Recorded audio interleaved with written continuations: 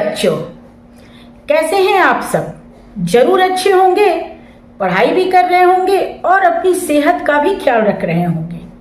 फिर भी मैं आप सबसे इसलिए पूछती हूँ क्योंकि कहीं ना कहीं मैं आप बच्चों से बहुत प्यार करती हूँ और चूंकि मैं भी एक शिक्षिका हूँ तो आप बच्चों से जुड़ी रहती हूँ, ऑनलाइन भी और ऑफलाइन भी।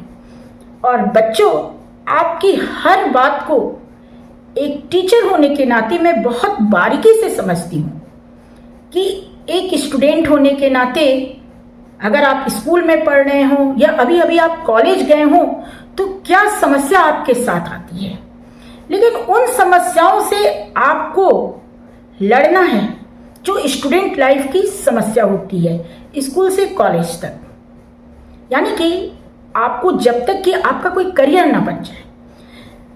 तो ये जो प्रॉब्लम जो मैं आज आपको बताने जा रही हूं जो कि आप बच्चों में होता है वो स्कूल से ही शुरू होता है।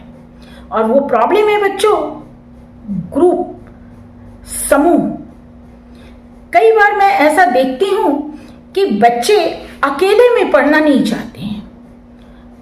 कुछ बच्चों को तो अकेले में ही पढ़ना अच्छा लगता है। उन्हें लगता है कि कोई उन्हें डिस्टर्ब ना करे, उन्हें छोड़ दे। घर में भी वो कोशिश करते हैं कि वो घर के किसी कोने को पकड़ लेते हैं और पढ़ते हैं। तो ऐसे बच्चों की संख्या कम है। ज्यादातर बच्चों को मैं देखती हूँ, उन बच्चों की बात अभी मैं नहीं कर रही हूँ जो बच्चे पढ़ना ही नहीं चाहते, उन बच्चों की बात कर रही हूँ जो बच्चे पढ़ना चाहते हैं लेकिन उन्हें अकेले पढ़ने में मन नहीं लगता है। अगर उनके साथ उनके 4-5 दोस्त हैं, मित्र हैं, सखी हैं, सहेलियां हैं तो उन्हें पढ़ने में मन लगता है। वो आपस में हर प्रश्न को आपस में मशवरा करते हैं, एक दूसरे के साथ मिलके उस क्वेश्चन को सॉल्व करते हैं। तो ये तो बहुत अच्छी बात है। मैं नहीं मानती हूँ कि अगर आप ग्रुप में पढ़ाई करना पसंद करते हैं या अपने दोस्तों के साथ मिलजुल कर पढ़ना पसंद करते हैं तो ये कोई बुरी बात नहीं है। बुरी तो बात ये तब हो जाती है बच्चों कि जब आपका किसी कारणवश ये ग्रुप टूट जाता है। मान लीजिए आपका कोई दोस्त दूसरे स्कूल में एडमिशन ले लेता है या किसी कारणवश वो फेल कर गया और वो पिछली ही क्लास में रह गया। ऐसे कुछ तो कारण होता है ना, कई बार ग्रुप टूट जाता है। या मान लीजिए कि किसी दिन वो बीमार पड़ गया और लगातार 2-4-5 दिन स्कूल नहीं आया तो क्लास में पढ़ाई तो होती है लेकिन आपको पढ़ने में मन नहीं लगता है। क्यों? क्योंकि आपके वो दोस्त नहीं आए हैं, आपका बेस्ट फ्रेंड नहीं आया है जिसके साथ आप मिलकर पढ़ते हैं। तो आप आधे मन से स्कूल में पढ़ाई करते हैं तो उस जगह पे आपकी पढ़ाई का नुकसान होता है। आपके दोस्त की पढ़ाई का नुकसान तो बात की बात है, पहले तो आप अपना देखेंगे। अगर आप अपनी पढ़ाई का नुकसान बचा पाएंगे तभी तो अपने दोस्त की पढ़ाई को देखेंगे। तो आपके जब दोस्त आपसे छूट जाते हैं या उनके माता पिता का कहीं तबादला हो गया, वो चले जाते हैं, शहर से ही चले जाते हैं, तो कहीं ना कहीं फिर उस स्कूल में आपको मन नहीं लगने लगता है। तो ये सारी बातें आपकी पढ़ाई को बाधित करती हैं।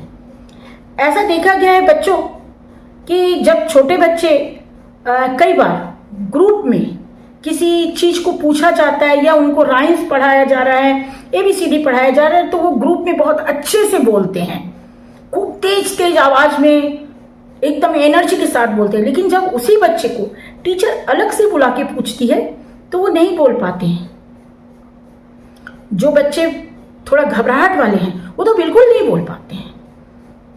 तो ग्रुप में अगर आप कोई भी चीज कर रहे हैं या कर ले रहे हैं तो आप उसको मत समझिए कि उससे आपका जीवन में बहुत लाभ होना है।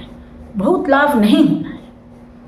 लाभ आपका तब होगा जब आप ग्रुप के साथ साथ आप अपने दोस्तों का ग्रुप हो या आपका कोई बेस्ट फ्रेंड हो या 2-4 अच्छे मित्र हो जिनके साथ आप हर समय रहते हो, पढ़ाई लिखाई हर चीज आप उनके साथ शेयर करके करते हो तो ठीक है। लेकिन हमेशा के लिए ये ठीक नहीं होता है। तो हमेशा आप ये कोशिश कीजिए कि अगर आप अकेले भी पढ़ गए हैं, क्लास में अकेले पढ़ गए हो, कोचिंग में अकेले पढ़ गए हो या घर में ही अकेले पढ़ गए हो तो भी आप पढ़ाई पूरे उत्साह के साथ कीजिए।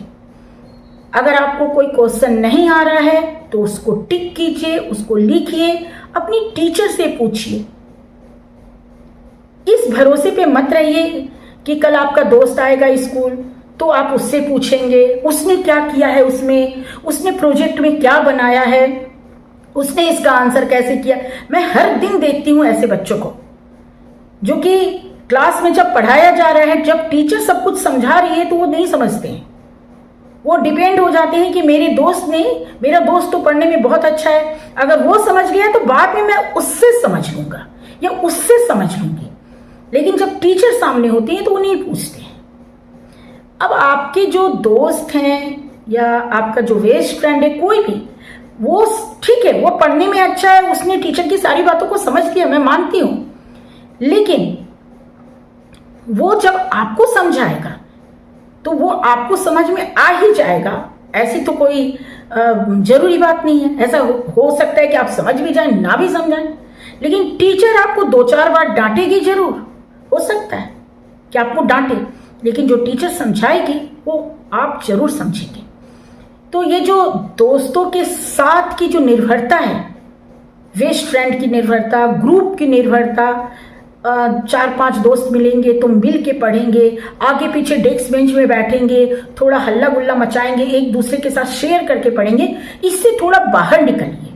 अगर जीवन में कुछ बड़ा करना है तो आत्मनिर्भर बनिए, दोस्त रखिए, ग्रुप में रहिए, लेकिन अंदर से खुद को आत्मनिर्भर बनाइए। दोस्त आपका स्कूल आए ना आए या वो किसी दूसरे स्कूल में नाम लिखवा ले, किसी भी कारण से दोस्ती भी टूट जाए तो आपके ऊपर उसका कोई फर्क ना पड़े। आप अपने विजन के साथ, आप अपने गोल के साथ, एम के साथ जीवन में आगे बढ़ते रहिए। स्कूल में अच्छा करके कॉलेज जाइए, कॉलेज के बाद जहां भी आप अपने करियर के लिए जिस इंस्टीट्यूशन, यूनिवर्सिटी, जहां भी जाना चाहते हैं जाइए। ये पूरी दुनिया आपकी है, खुला आकाश आपका है, आप जहां तक आगे बढ़ना चाहेंगे आगे बढ़ेंगे, लेकिन कोशिश कीजिए आत्मनिर्भर बनने की। और आप जितना ज्यादा पढ़ाई में आत्मनिर्भर बनेंगे उतना ज्यादा जीवन में आगे बढ़ेंगे। हो सकता है बच्चों कि मेरी कुछ बातें आज आपको समझ में ना आए, लेकिन आगे जाके जरूर समझ में आएगी। और अगर मेरी बात आपको आज समझ में आ गई है तो मेरी बात को समझने की, मानने की पूरी कोशिश कीजिएगा। आज का ये ब्लॉग यहीं पे खत्म करती हूँ, इस वादे के साथ कि अगली बार मैं फिर आऊंगी किसी अच्छे से टॉपिक पे आपके साथ बात करने, कुछ समझाने, कुछ पढ़ाने, कुछ सिखाने। आज के लिए बच्चों बस इतना ही। बाय बाय बच्चों।